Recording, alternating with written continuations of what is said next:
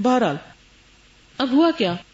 ہوا یہ کہ جب زمزم کا کنواں بن گیا اور پانی ان کو مل گیا تو ادھر سے دوسری طرف جرہم قبیلہ جو تھا وہ پانی کی تلاش میں مارا مارا پھرتا یہاں تک پہنچا. یہ مکہ چونکہ ایک رستے میں بھی پڑتا ہے, گزرگاہ بھی تھی, تو انہوں نے دیکھا کہ پرندے وغیرہ اڑ رہے ہیں, تو جرہم, ان کو جرہم ثانی کہا جاتا ہے. تو یہ جرہم قبیلہ جو تھا یہ مکہ میں آ کے رہ گیا اور ان کے اندر بھی بہت اخلاق تھا. انہوں نے حضرت ہاجرہ سے پوچھا کہ کیا آپ ہمیں یہاں رہنے کی اجازت دیتی ہیں؟ اور ہم پانی کی تلاش میں اتنا پھرے ہیں, ہمیں کہیں پانی نہیں ملا, لیکن آپ کے پاس پانی ہے, آپ چاہیں تو ہمیں آپ اجرت پہ پانی دے سکتی ہیں, you can sell this water, اور ہم آپ کو اس کا معاوضہ دیں گے. اور یوں اللہ نے اس عورت کے لیے اس تنہائی میں رزق کا بندوبست کر دیا. وَمِن تَحْتِ أَرْجُلِكُمْ, اگر تم اللہ کی حدود کی پابندی کرو تو اللہ تمہیں تمہارے پاؤں کے نیچے سے بھی رزق نکال کے دے گا, آسمان سے بھی برسے گا, زمین بھی اگلے گی رزق. یہ زمین سے حضرت ہاجرہ کا رزق اگلا تھا. انہوں نے کہا ٹھیک ہے, مجھے چاہیے معاوضہ. بات طے ہو گئی, جرہم وہاں رہنے لگ گئے, کمپنی میں مل گئی. اور جرہم جو تھے یمن کے بہت کلچرڈ, وہاں کی رولنگ کلاس تھی ایک طرح سے, جو لوگ یہاں آئے تھے ان کے بھی اندر اچھے اخلاق و آداب تھے. ان کی نیبرہڈ میں بھی اسماعیل علیہ السلام نے کچھ اور سکل سیکھے, تیر اندازی وغیرہ اور مختلف چیزیں.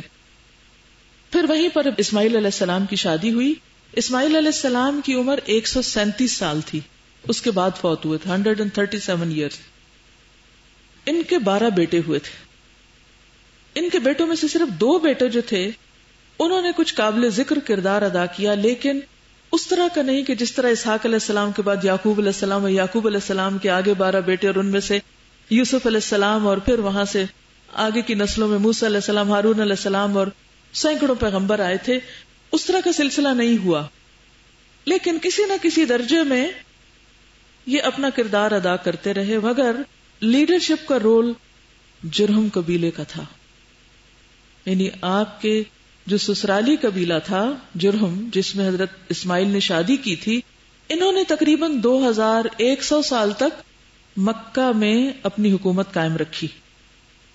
آئے باہر سے تھے لیکن وہاں آ کر انہوں نے حکومت کی, کیونکہ اسماعیل علیہ السلام کے بیٹے گمنامی میں چلے گئے سوائے 2 کے, نابت اور قیدار, لیکن انہوں نے بھی حکومت سے کوئی خاص واسطہ نہیں رکھا. جب تک اسماعیل علیہ السلام زندہ رہے, ابراہیم علیہ السلام 4 بار یہاں پر آئے. 2 بار آپ کی غیر موجودگی میں, 1 بار اس وقت جب آپ کو ذبح کرنے کی بات ہوئی تھی, اور 4تھی بار جب خانہ کعبہ کو تعمیر کرنا تھا اللہ کے حکم سے, اور اس جگہ کو پوری دنیا کا مرکز بننا تھا. پورا واقعہ قرآن مجید میں موجود ہے اور تفصیلات بھی ہمیں پتہ چلتی ہیں. سب سے پہلے فرشتوں نے کعبہ کو بنایا تھا, پھر آدم علیہ السلام نے, پھر شیس علیہ السلام نے, پھر نوح علیہ السلام نے, اور مختلف سفروں میں نبی صلی اللہ علیہ وسلم نے یہ بتایا کہ کس طرح ہود علیہ السلام, صالح علیہ السلام اور دیگر پیغمبر کعبہ کے طواف کے لیے آتے رہے, کیونکہ اس وقت بھی عبادت کی جگہ تھی. ان اول بیت وضع للناس للذی ببکۃ مبارکا. لیکن کچھ عرصے سے کعبہ کی دیواریں وغیرہ سب گر چکی تھی. کہا جاتا ہے کہ سیلاب نوح میں دیواریں گری تھیں, یا بہرحال جو بھی ہوا اللہ عالم. جب ابراہیم علیہ السلام یہاں پر تشریف لائے تو اس وقت وہاں پر اس کی بنیادیں نظر نہیں آتی تھی, دیوار بھی نہیں تھی اور بنیادیں بھی نہیں. بہرحال اللہ سبحانہ و تعالیٰ نے ایک خاص قسم کا کلاؤڈ بھیج کر اس حصے کو متعین کیا. اسماعیل علیہ السلام اور وہ دونوں نے مل کے جگہ کو صاف کیا تو وہ اصل بنیادیں ابھر کے سامنے آ گئی. اس پر کعبہ تعمیر ہوا. وَإِذْ يَرْفَعُ إِبْرَاهِيمُ الْقَوَاعِدَ مِنَ الْبَيْتِ وَإِسْمَاعِيلُ, اور باپ بیٹا وہ پتھر جبل کعبہ, اب تو خیر اس کو کافی گرا دیا گیا ہے, جبل کعبہ سے پتھر کاٹ کاٹ کر لاتے اور اللہ کا گھر بناتے. اور ابراہیم علیہ السلام دور ایک اور پتھر پر کھڑے ہو کر ہر تھوڑی دیر کے بعد آ کر دیکھتے کہ دیوار سیدھی جا رہی ہے کہ نہیں. اسی کو مقام ابراہیم کہا جاتا ہے, جس کو مصلی بنانے کے لیے کہا گیا. اور اس پر آپ کے پاؤں کی کافی دیر وہاں کھڑے رہے تو پاؤں کے نشان بھی وہاں پر رہ گئے. اللہ سبحانہ و تعالیٰ نے حکم دیا, جب کعبہ بن گیا کہ تم یہاں پر اب لوگوں کو حج کے لیے بلاؤ. تو ابراہیم علیہ السلام نے کہا کہ میری آواز کہاں تک جائے گی.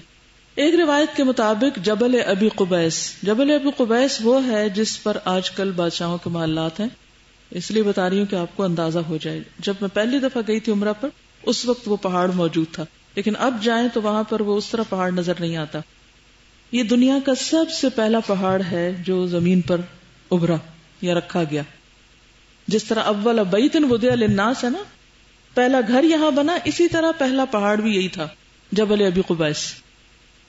اور حضور صلی اللہ علیہ وسلم کے بارے میں آتا ہے نا کہ جب آپ اس پہاڑ کے پاس سے گزرتے تھے تو وہ ایک پتھر تھا جو آپ کو دور جاہلیت میں بھی سلام کرتا تھا. یہ بھی تاریخ میں واقع ملتا ہے. بہرحال ایک اور روایت میں آتا ہے کہ آپ جبل عرفات پہ گئے اور وہاں سے آپ نے سب کو آذان دی، اور وہ آذان ایسی تھی کہ دنیا کے گوشے گوشے میں پہنچی. اور جن روحوں نے لبیک کہا، یعنی صرف زمین پر نہیں بلکہ جہاں روحیں ہیں وہاں تک آواز کی، جس نے لبیک کہا وہ سب اس گھر تک ضرور پہنچیں گے.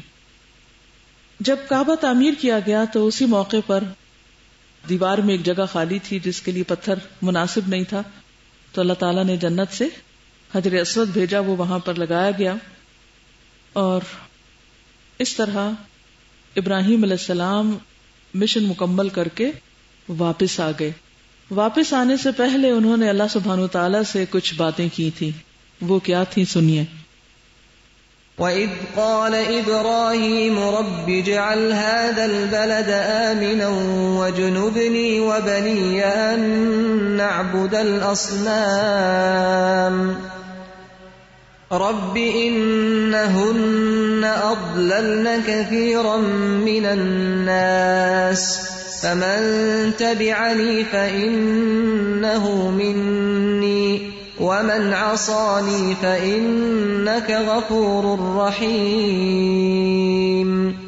رَبَّنَا إِنِّي أَسْكَنتُ مِن ذُرِّيَّتِي بِوَادٍ غَيْرِ ذِي زَرْعٍ عِندَ بَيْتِكَ الْمُحَرَّمِ رَبَّنَا لِيُقِيمُوا الصَّلَاةَ فَاجْعَلْ أَفْئِدَةً مِّنَ النَّاسِ تَهْوِي إِلَيْهِمْ وَارْزُقْهُم مِّنَ الثَّمَرَاتِ لَعَلَّهُمْ يَشْكُرُونَ.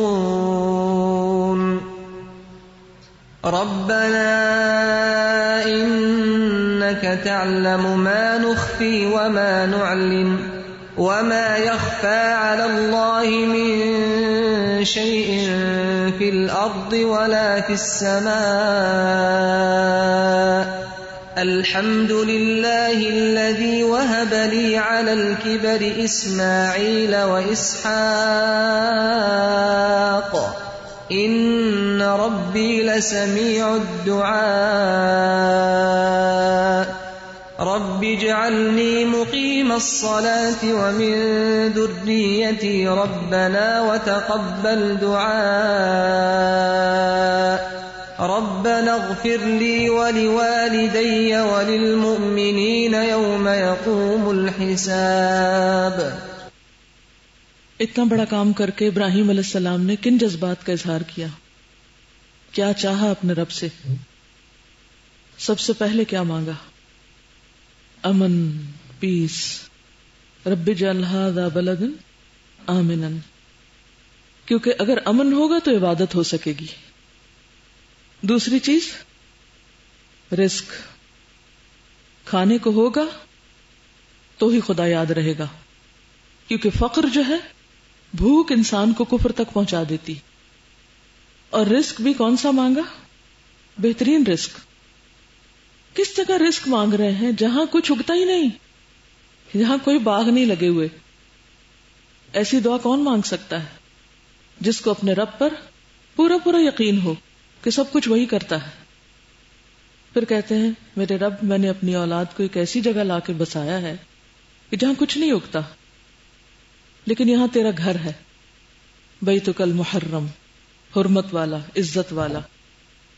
کیوں بسایا ہے اس گھر کے پاس؟ مسجد کے پاس کیوں لے کے آیا ہوں؟ مسجد کے پاس کیوں گھر لیا ہے؟ مسجد کے ایریے میں کیوں موو ہوئے ہیں؟ لیقیم الصلاۃ.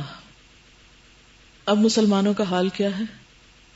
کہ گھر خریدتے وقت کہتے ہیں یہاں قریب مسجد تو نہیں نا کوئی، 5 وقت اذانیں آئیں گی اور سارا سکون ڈسٹرب ہو جائے گا. تو اس بات کی بھی حرص ہونی چاہیے کہ جہاں رہیں وہاں مسجد قریب ہو، کیونکہ ماں کے بعد، گھر کے بعد مسجد بچوں کی تربیت کرتی. مرکز چاہیے. مسجد کیا ہے اصل میں؟ عبادت گاہ بھی ہے اور اس کے ساتھ ساتھ مرکز بھی ہے، تربیت گاہ ہے، اسکول ہے، تعلیم کی جگہ ہے. تو سیکنڈری رول کون پلے کرتا ہے؟ ادارہ. پہلا رول گھر میں اور دوسرا رول ادارے میں. ہم کیا چاہتے ہیں؟ پہلا اور دوسرا دونوں ہی ادارے میں ہو. سب کچھ کوئی اور کر دے، اسلامی اسکول کھول دیں اور ہم بچوں کو بس وہاں بھیڑ بکریوں کی طرح بند کر دیں اور وہاں سے کچھ نئی چیز بن کے نکل آئے.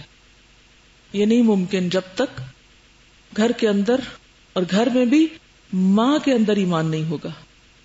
بہرحال اس کے بعد اور کیا مانگتے ہیں؟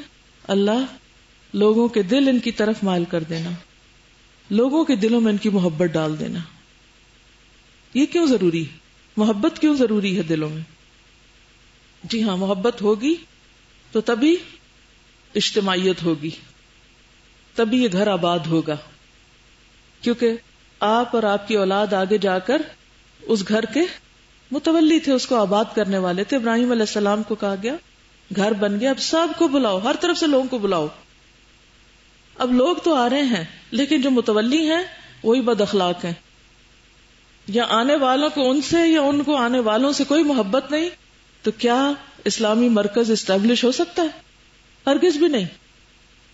تو اس چیز کی دعا مانگی، پھر رزق کی دعا مانگی، پھر کہا رب تو جانتا ہے جو ہم چھپاتے ہیں اور جو ہم ظاہر کرتے ہیں. یعنی جو باتیں میں نے کھل کے مانگی ہیں وہ بھی تجھے پتا ہے، اور جو میرے دل میں ابھی تک چھپی ہوئی ہیں وہ بھی پتا ہے. اور اللہ پہ تو کچھ بھی چھپا نہیں. پھر شکر ادا کرتے ہیں کہ اللہ کا شکر جس نے مجھے بڑھاپے میں اسماعیل اور اسحاق جیسی اولاد دی. اسحاق علیہ السلام حضرت اسماعیل سے 13 سال چھوٹے تھے. جب ان کی ولادت کی خوشخبری دینے کے لیے فرشتے آئے تھے، اسی موقع پر قوم لوط کو تباہ کیا گیا تھا دوسری طرف. اور اسحاق علیہ السلام کی اولاد میں پھر یعقوب علیہ السلام تھے. اسماعیل علیہ السلام نے کعبہ بنایا تھا تو دوسری طرف اسحاق علیہ السلام نے کیا بنایا تھا؟ مسجد اقصی. وہ یہاں سے 40 سال بعد بنی تھی. اور آخر میں کیا کہا ابراہیم علیہ السلام نے؟ رب اجعلنی مقیم الصلاۃ ومن ذریتی. بہرحال رب اجعلنی جو ہم ہر روز پڑھتے ہیں نماز کے اندر، آغاز بھی نماز سے، لیقیم الصلاۃ، اور اختتام بھی نماز سے. اگر بچوں کے اندر اور بڑوں کے اندر اور گھروں کے اندر اور مسجدوں کے اندر نماز نہیں، گھر اور مسجد نماز سے آباد نہیں، تو کسی قسم کی کوئی تربیت نہیں. دین کا بنیادی اور اہم ستون ہے. اور ابراہیم علیہ السلام نے بار بار اسی کو ری انفورس کیا. اور آپ کو معلوم ہے کہ ایک اور دعا بھی انہوں نے مانگی تھی جس کا ذکر سورۃ البقرہ میں پہلے سپارے میں آتا ہے. اس موقع پر ہی مانگی تھی جب کعبہ کی تعمیر ہو چکی تھی. اس وقت انہوں نے ایک دعا مانگی تھی جو تقریباً 2000 سال 2500 سال بعد قبول ہوئی تھی. انہوں نے کہا ربنا وبعث فيهم رسولا منهم يتلو عليهم آياتك ويعلمهم الكتاب والحكمة ويزكيهم إنك أنت العزيز الحكيم. کس کی دعا مانگ رہے ہیں؟ رسول اللہ صلی اللہ علیہ وسلم کے لیے کہ میں نے جو قربانی کی ہے اور اپنی بیوی بچے کو یہاں لا کے بسایا ہے تو ان کو رزق دے، امن دے، نماز کی پابندی دے، لیکن ان کے اندر ایک رسول اٹھانا جس پر دین کی تکمیل ہو، جو ان کو تیری آیات پڑھ کے سنائے، ان کو کتاب اور حکمت کی تعلیم دے اور ان کا تزکیہ کرے. اتنی بڑی سوچ. ہم تو اس آیت کو بار بار رٹواتے رہتے ہیں کہ ہمیں یہ کام کرنا ہے یہاں پر. اور ابراہیم علیہ السلام تو اس دعا کے موجد ہیں. وہاں سے یہ دعا شروع ہوئی ہے. سب سے پہلے انہوں نے مانگی تھی اور اس سے پہلے جب کعبہ کی تعمیر ہو چکی، وَإِذْ يَرْفَعُ إِبْرَاهِيمُ الْقَوَاعِدَ مِنَ الْبَيْتِ وَإِسْمَاعِيلُ رَبَّنَا تَقَبَّلْ مِنَّا إِنَّكَ أَنْتَ السَّمِيعُ الْعَلِيمُ رَبَّنَا وَاجْعَلْنَا مُسْلِمَيْنِ لَكَ وَمِنْ ذُرِّيَّتِنَا أُمَّةً مُسْلِمَةً لَكَ، کوئی فرقہ واریت نہیں، ہمیں بھی مسلمان بنا اور امت بھی مسلمان ہو، وَأَرِنَا مَنَاسِكَنَا وَتُبْ عَلَيْنَا إِنَّكَ أَنْتَ التَّوَّابُ الرَّحِيمُ۔ یہ تھی ان کی دعائیں، اور اس طرح آپ کی دعا کے نتیجے میں حضور اکرم صلی اللہ علیہ وسلم دنیا میں تشریف لائے۔ اب آپ کی تشریف آوری اور ولادت سے پہلے تھوڑا سا بیچ کا جو عرصہ ہے، اس کو مختصر سا میں ٹچ کروں گی تاکہ آپ کو یہ پتہ چلے کہ اسماعیل علیہ السلام کی اولاد نے اگر قیادت نہیں کی تو پھر قریش میں قیادت کہاں سے آئی اور کیسے آئی، اور وہ کب آئی اور کتنا عرصہ آپ کی ولادت سے پہلے آئی۔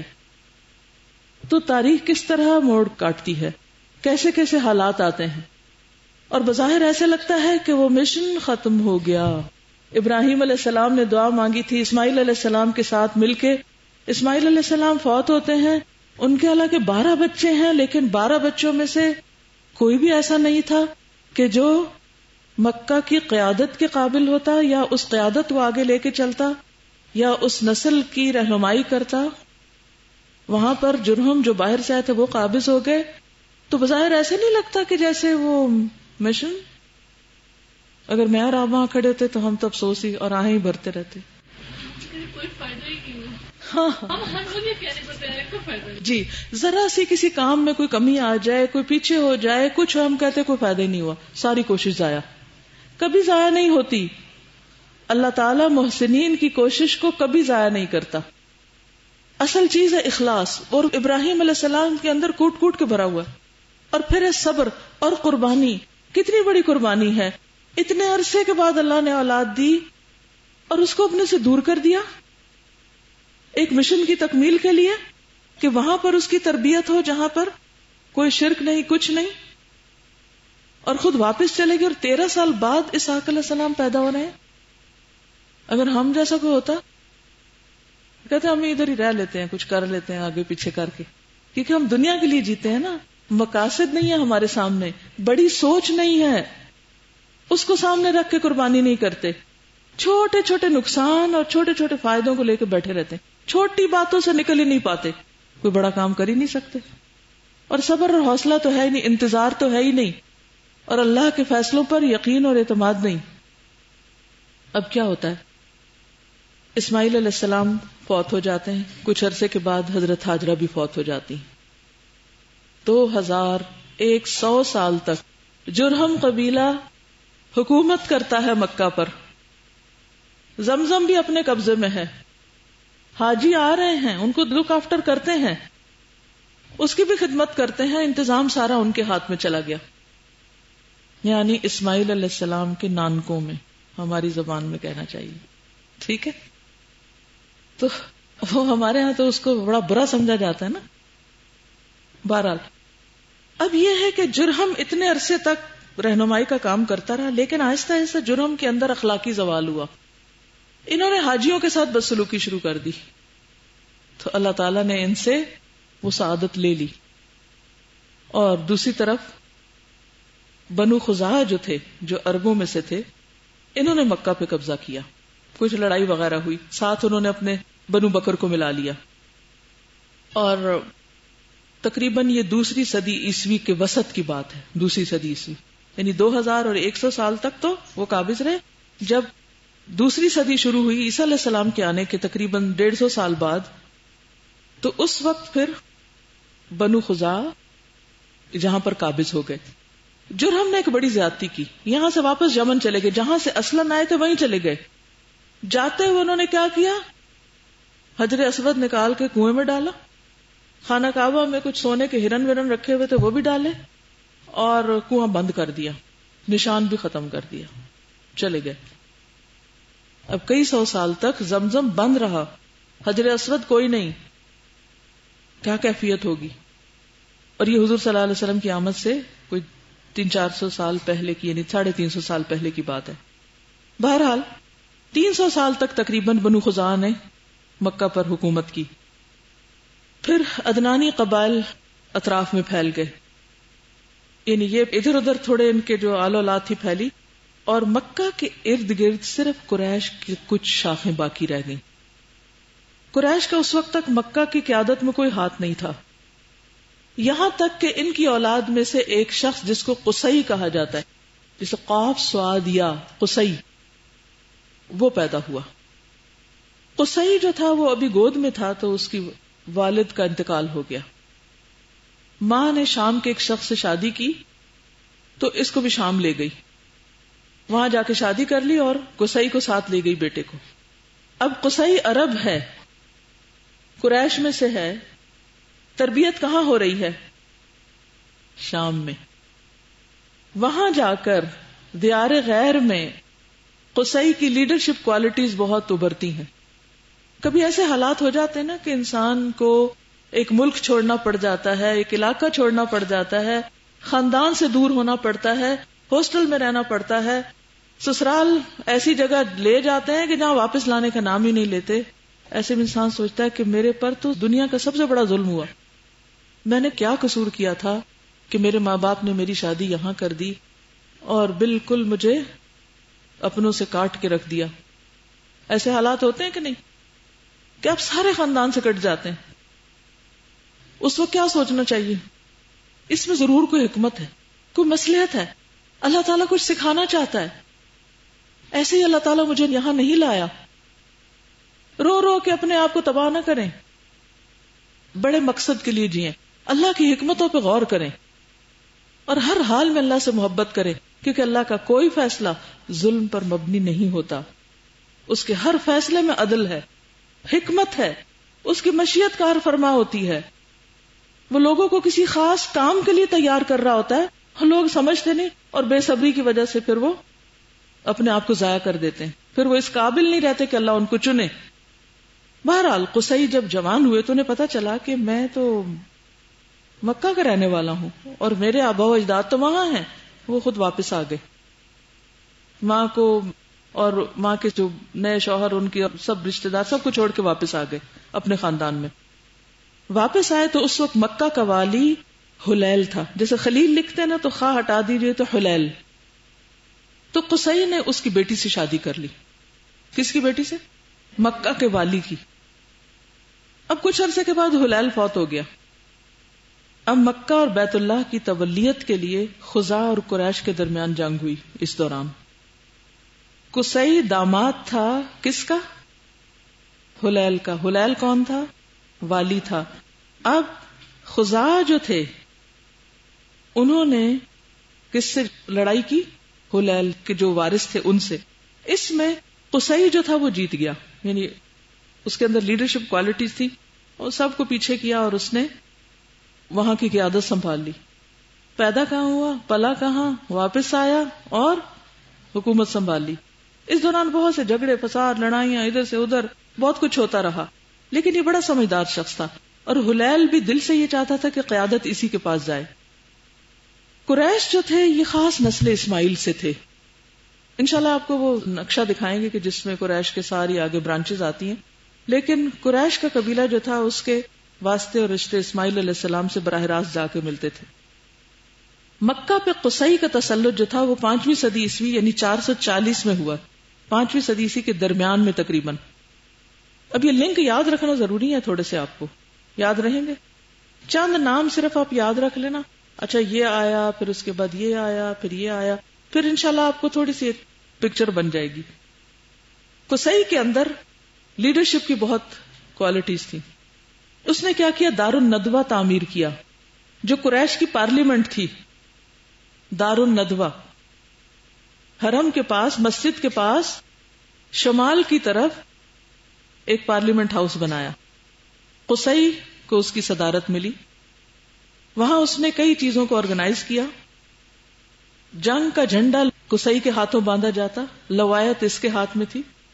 حجابت کعبہ کی پاسبانی، وہ اس پہ پردہ وغیرہ جو لٹکایا جاتا تھا. کنجی اس کی کلید بردار بھی تھا. سقایت حاجیوں کو پانی پلانا، اور پانی یہ نہیں کہ خالی پانی زمزم، اس کے اندر وہ لوگ کشمش اور کھجور ملا کے شربت بنا کے پلاتے تھے. پھر اسی طرح رفادہ مہمان نوازی، خصوصاً غریب حاجیوں کی. قصی کے 6 بیٹے تھے، لیکن ان میں سے 2 خاص طور پر قابل ذکر تھے، عبد الدار اور عبد مناف. قصی کے اندر تو بہت لیڈرشپ کوالٹی تھی، لیکن جب وہ فوت ہوا تو عبد الدار اور عبد مناف جو تھے، ان میں سے عبد مناف کے اندر کوالٹیز زیادہ تھیں، لیکن قصی نے کچھ عہدے جو تھے جیسے یہ لوایہ سقائیت وغیرہ جو تھے یہ عبد الدار کو دے دیے. ہوتا ہے نا اپنی اولاد میں انسان کہتا ہے اچھا یہ تو عقل مند ہے، خود بھی کما لے گا، اور یہ جو ہے نا یہ ذرا سا ماٹھا ہے، چلو تم اس کے تھوڑے سی یہ چند چیزیں اس کو دے دو. ایسے ماں باپ کرتے ہیں نا، تھوڑا کمپنسیٹ کر دیتے ہیں، کسی کو کچھ دے دیا کسی کو کچھ دے دیا. اور وہاں کوئی قانون تو تھا نہیں، شخصی رائے ہوتی تھی، جس کو چاہے نوازیں، چاہے تو ایک بچے کو سب کچھ دے دیں، چاہے تو کسی کو کچھ نہ دیں، جس کو چاہے آنکھ کر دیں. بہرحال اب ہوتا یہ کہ ایک اسٹرانگ لیڈر جب جاتا ہے دنیا سے تو ضروری نہیں ہوتا کہ اس کی اولاد میں بھی ایسے اسٹرانگ لیڈرز ہوں. وہ 2 بھائی جو تھے، باقی تو غیر مشہور ہیں لیکن یہ 2 تھے، ان میں چیزیں کچھ تقسیم ہو گئیں. لیکن عبد مناف جو تھا وہ اپنی خاص کوالٹیز کی بنا پر ایک طرح سے لیڈرشپ کے رول پر رہا.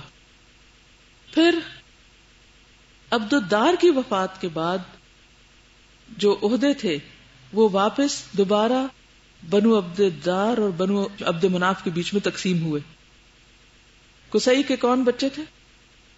عبد الدار اور عبد مناف 2، 6 تھے لیکن یہ 2 خاص.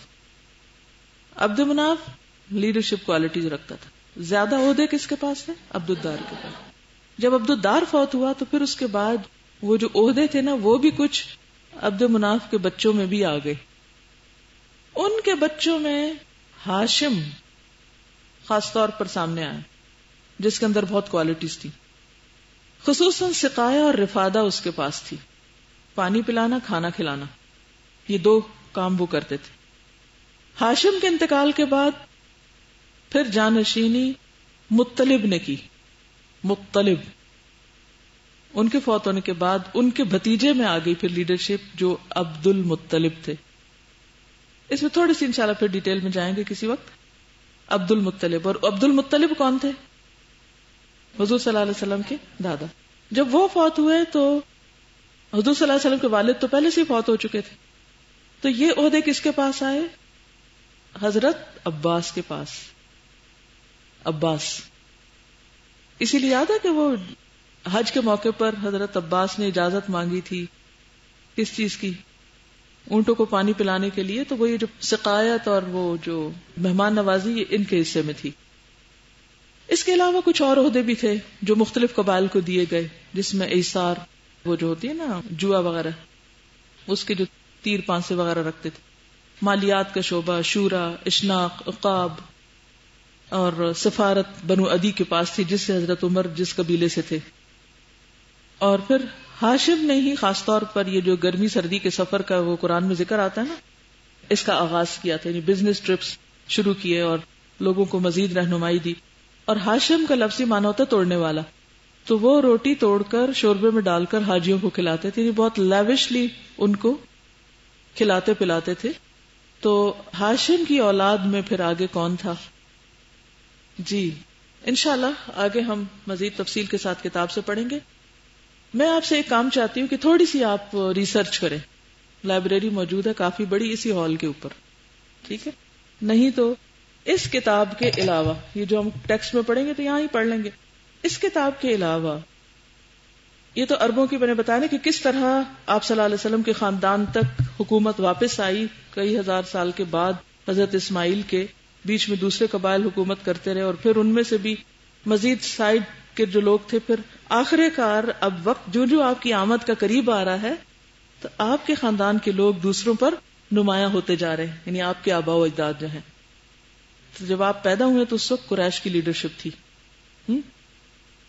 اوور آل عربوں کے اندر آغاز دین ابراہیمی سے ہوا، توحید پر تھے. ابراہیم علیہ السلام اسی پہ چھوڑ کر گئے. لیکن ان میں سے ایک شخص تھا عمرو بن لحی جو بہت زبردست انسان تھا، جس کا کوئی حکم ٹالا نہیں جاتا تھا. وہ کسی بزنس ٹرپ پر سیریا گیا، وہاں اس نے دیکھا لوگ بتوں کو پوج رہے، پوچھا یہ کون ہے؟ کہا یہ ہمیں خدا کے قریب کرتے ہیں. کہا اچھا ایک مجھے بھی دے دو، میں ساتھ لے جاتا ہوں. جا کے کعبہ میں رکھ دیا اور لوگوں کو کہا کہ تم بھی اس سے مانگو، یہ تمہیں خدا کے قریب کرے گا. وہ پہلا شخص ہے جس نے وہاں شرک کا آغاز کیا تھا. اسی لیے نبی صلی اللہ علیہ وسلم فرمایا کہ میں دیکھتا ہوں کہ جہنم میں وہ اپنی آنتڑیوں کے ساتھ گھسٹ رہا ہے. بہرحال تو اس طرح عرب کے اندر ایک طرف شرک تھا. یہود کے اوپر جب ٹیٹس نے 70 میں حملہ کیا تھا تو ان کے قبائل بکھرے تھے. پھر اس کے بعد بھی ایک حملہ ہوا تھا بخت نصر کا، پڑھا نا جیوز کی تاریخ میں. اس حملے میں بھی کئی قبائل ادھر ادھر منتشر ہوئے، اور ان کے بزنس ٹرپس میں یہ لوگ اور ریلیجن کے لوگوں سے بھی ملتے تھے، وہاں سے یہ انویٹیشن بھی دیتے اپنے ہاں آنے کا. دوسری طرف یمن کے قریب جو نجران کا علاقہ تھا وہاں عیسائیوں کا ایک مرکز تھا. تو عرب کے اندر مشرکین، یہود اور نصارہ موجود تھے، اور لوگ جانتے بھی تھے ایک دوسرے کو، ان کے مذاہب کو بھی جانتے تھے. عربوں کے اندر کچھ لوگوں نے دین مسیحیت قبول کر لیا تھا، جیسے ورقہ بن نوفل جو تھے، لکھتے بھی تھے. پھر اسی طرح مجوسی بھی تھے. وہ مجوسی کون ہوتے ہیں؟ جو آگ پرست ہوتے ہیں. ستارہ پرست لوگ بھی تھے. پھر سابی بھی تھے.